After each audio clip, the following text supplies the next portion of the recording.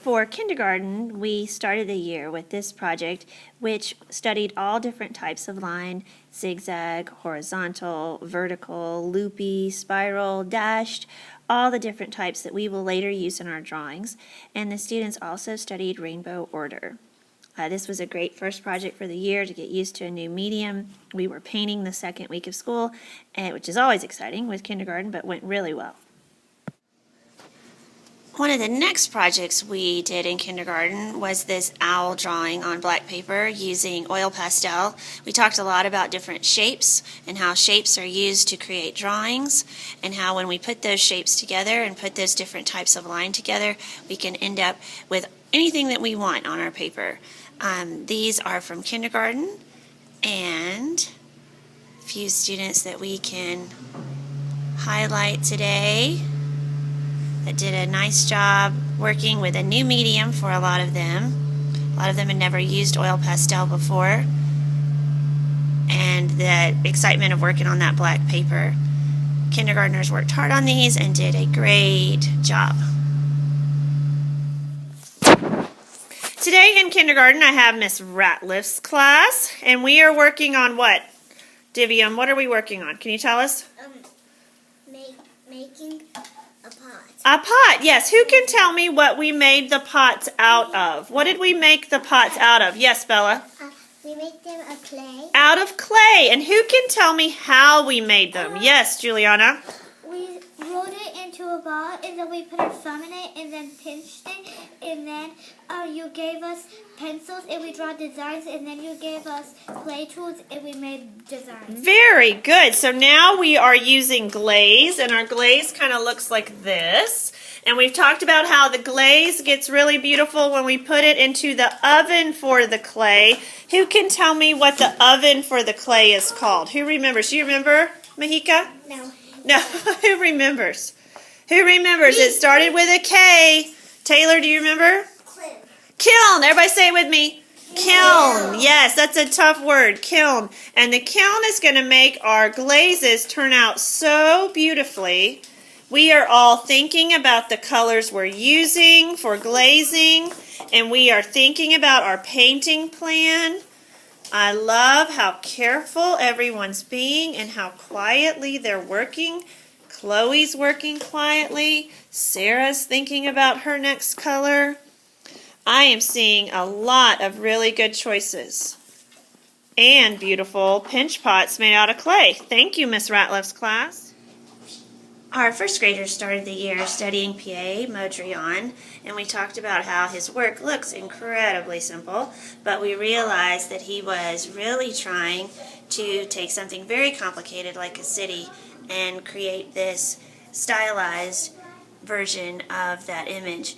The students really enjoyed working with the horizontal and vertical lines, and we talked about primary colors, and we really enjoyed also watching an animation that was based off of his work. Great job, first grade.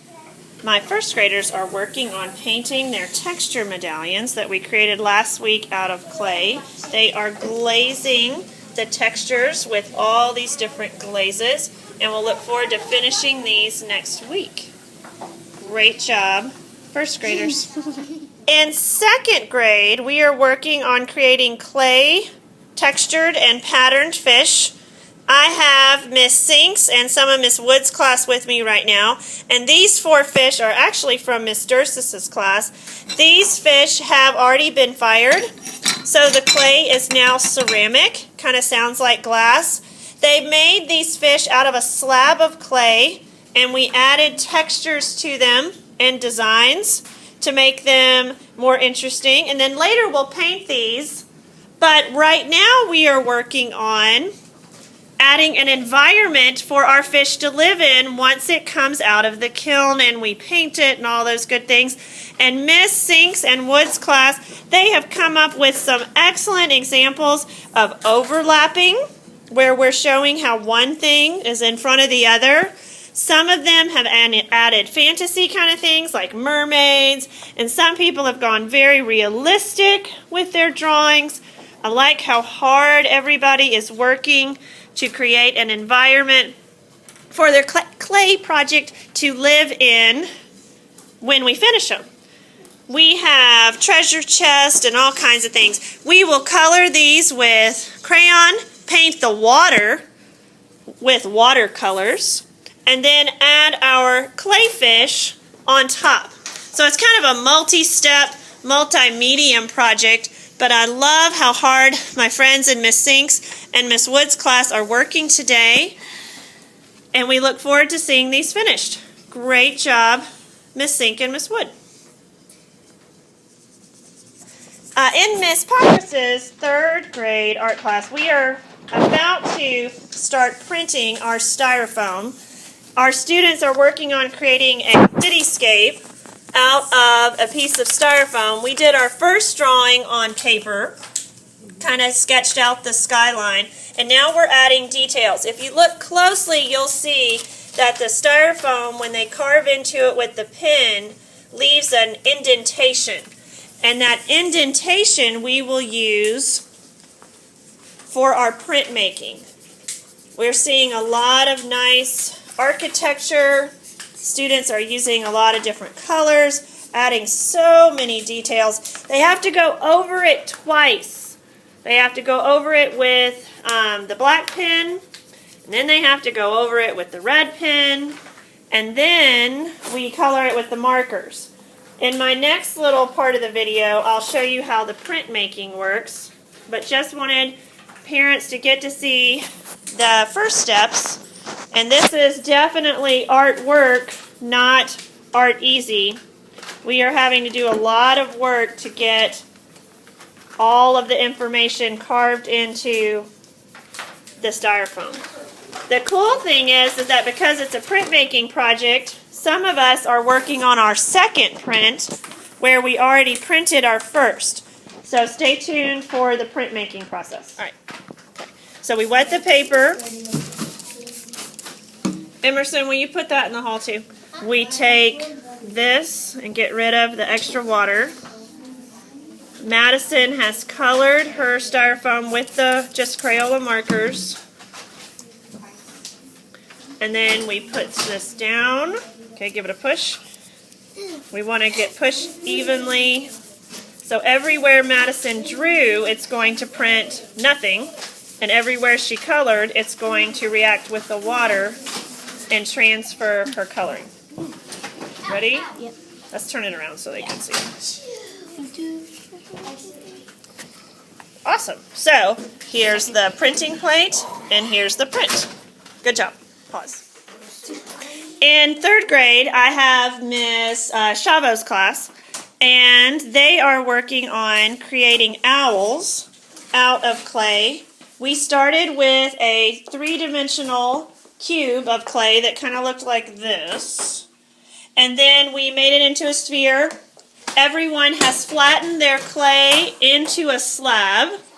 They are cutting out, thank you, Natalia, they are cutting out a circle and now are working on adding the details of the 3-dimensional wings, the 3-dimensional beak, the texture of the feathers. What are we using over here? Girls, show them your tool that you're using. Tell them what it is, Lily. It's a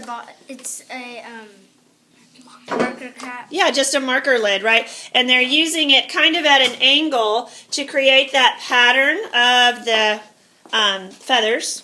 And then they are working on folding over the wings. You need to remember to do your feathers, okay?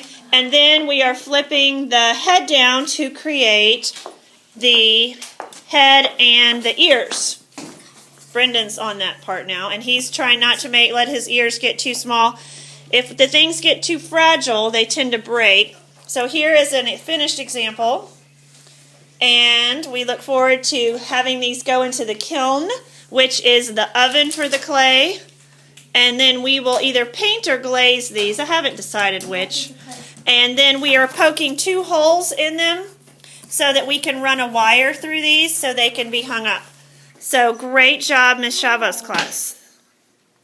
In 4th grade, we started with our observational drawing of our shoes to start the year. We talked about profile, area, proportion, how to take a 3D object into a 2D drawing, And if you look really closely, you can see that the students have signed their names to these. Students are always really surprised how well they do on this project if they really kind of take their time and focus on what they see and not what they think they see, and have really worked hard on these. Shoelaces were particularly challenging for some, and so some leave them untied, which is a lot look like that during the day as well. In 4th grade, I have Miss Durst's class, and we are all working on our 1-point perspective drawings. We are working on showing distance with line, horizon line, vanishing point, perspective lines, and we are really also today working on trying to show how color changes as it travels away from us. We have been working hard on these, and we are trying really hard to finish them up today. We are using a combination of colored pencil and crayon. We outlined with Sharpie. We are working hard on these, and they are turning out really well. It's a lot of work, especially the buildings are very kind of technically drawn. We're showing great distance with our trees getting smaller as they get farther away. It is a lot of detail, but the cool part about this is that for the rest of our little lives, when we are drawing, we will use these skills again and again and again. And it is fascinating to think about how we have created a image that looks like we could walk right into it, or drive, or travel down the sidewalk. They've done an excellent job on these. Thank you, Mr. Scott. This is our 5th grade project, the autobiographical name design. Students had to choose several objects that they enjoyed using or participated in and transfer those letters, objects into letters. And they had to really think about graphic design, logos, how to make those symbols turn into a font. We talked a lot about digital media in this project, and this is just a sampling of some of those pieces that are completed. And these will all come home in their portfolios eventually, but wanted to give you kind of a sneak peek of what your kids are working on or had been working on in 5th grade art. We have moved on to another project, a Tints and Shades project, and we will continue on that, and I'll update you on it in the future. A few more really clever solutions to how to make a letter into something that represents them. So we learn a lot about the students through this project. Thank you so much. Great job, 5th graders.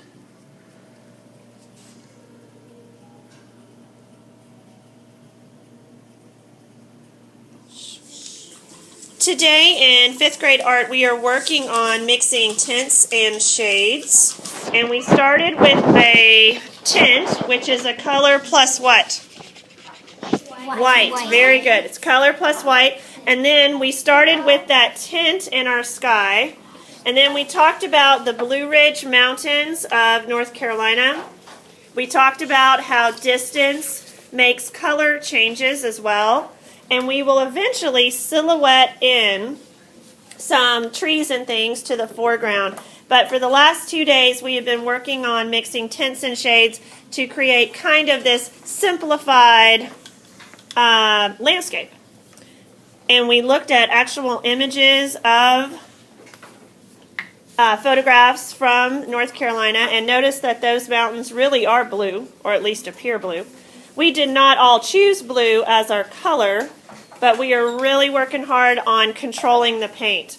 A lot of us find it very easy to control a pencil, but controlling paint is a whole different thing. But they are finishing up their backgrounds. It's okay, not a big deal. We're finishing up our backgrounds, and we will start adding some details to the foreground next week. This is Miss Urban's class, and they are doing a great job.